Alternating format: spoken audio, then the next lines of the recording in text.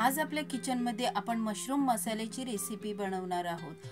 ना काजूची पेस्ट ना क्रीम, फक्त घरच्या वस्तूंमध्ये एकदम हॉटेल स्टाईल मशरूम मसाल्याची रेसिपी आज मी तुमच्याशी शेअर करणार आहे। त्यासाठी कढईमध्ये मी 2 चमचे तेल घेतले आहे। तेल चांगलं गरम झाल्यानंतर त्यामध्ये 1 चमचा जिरं, 1 तेजपत्ता, 2 लवंगा, 3 ते 4 काळी मिरी। आता हे मसाले आपल्याला चांगले तेलामध्ये परतून घ्यायचे आहेत। साधारण मिनिटभर मसाले तेलावर चांगले परतून झाल्यानंतर आता त्यामध्ये मी 2 मोठे कांदे बारीक चिरून घेतले आहेत। आता हे कांदे आपल्याला चांगले लालसर रंगावर येईपर्यंत परतून घ्यायचे आहेत।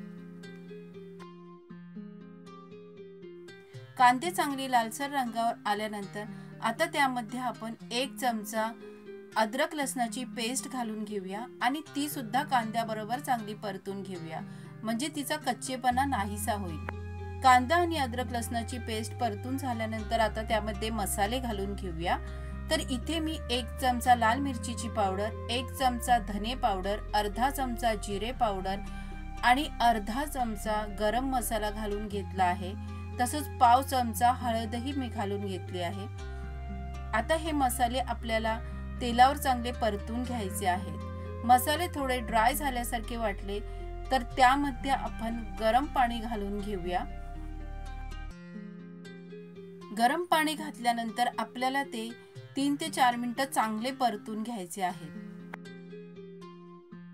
मसाले तेलावर चांगले परतून झाल्यानंतर म्हणजेच मसाल्यांना चांगलं तेल सुटल्यानंतर आता आपण त्यामध्ये 2 टोमॅटो बारीक चिरून घालायचे आहेत। आता हे टोमॅटो आपल्याला चांगले मऊ होईपर्यंत शिजवायचे आहेत। त्यासाठी आपण इथे थोडंसं मीठ घालून घेऊया, म्हणजे टोमॅटो लवकर शिजायला मदत होईल।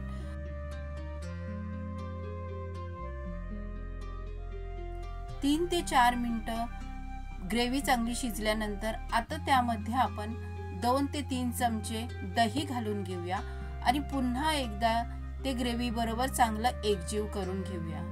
आता ही ग्रेव्ही आपल्याला झाकण लावून अजून 5-1 मिनिटं शिजवायची आहे, म्हणजे त्याला चांगलं तेल सुटेपर्यंत आपल्याला शिजवून घ्यायचं आहे।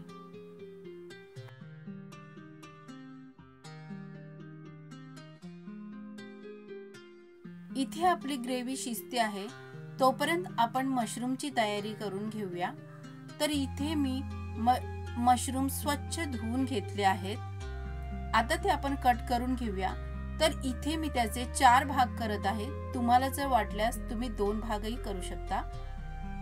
तर अशा प्रकारे आपल्याला सर्व मशरूम कट करून घ्यायचे आहेत।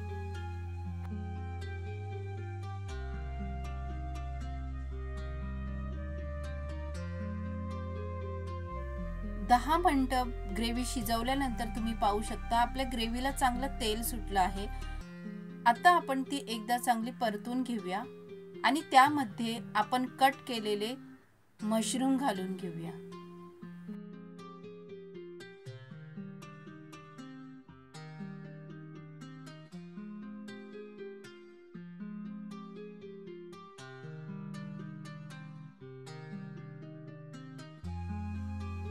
मशरूम आपल्याला ग्रेव्ही बरोबर चांगले एकजीव करून घ्यायचे आहेत आणि आता त्याला झाकण लावून आपल्याला ते शिजवून घ्यायचे आहे।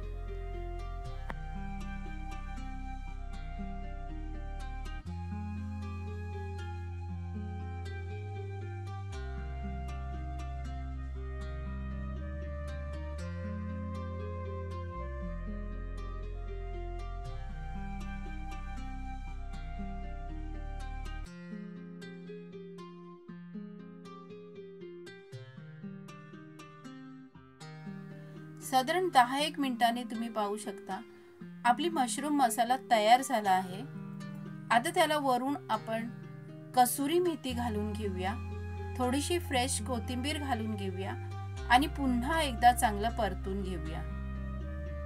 तर इथे तुम्ही पाहू शकता किती मस्त अशी ढाबा स्टाईल आपली मशरूम मसाला तयार झाला आहे, तेही घरच्या वस्तूंमध्ये। आता ते गरमागरम सर्व करूया।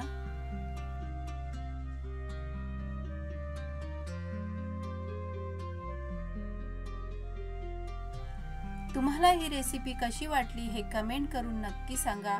आवडली असेल तर लाईक करा, शेअर करा आणि अशाच नवनवीन रेसिपींसाठी कविताची पाकशाळा चॅनलला सबस्क्राईब करा।